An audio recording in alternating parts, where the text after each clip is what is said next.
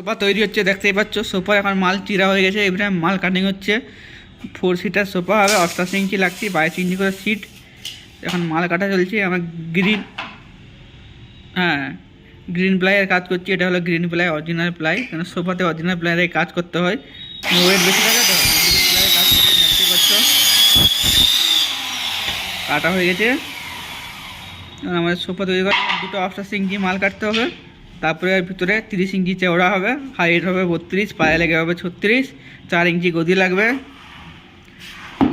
আমরা এখন মাল কাটছি 9.5 ইঞ্চি করে। এখানে চওড়া আছে 9.5 ইঞ্চি, 4 ইঞ্চি গদি লাগবে, তাই জন্য 9.5 ইঞ্চি, নাহলে 6 ইঞ্চি যদি গদি লাগে তাহলে করতে হয় 8 ইঞ্চি।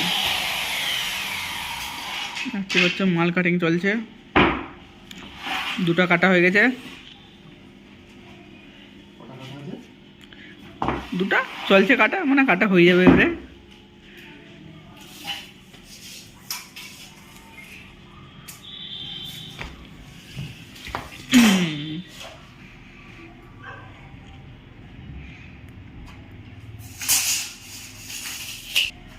পুরা ভিডিওটা দেখবে, পুরা সোফা যেমন ঠিক করে পুরো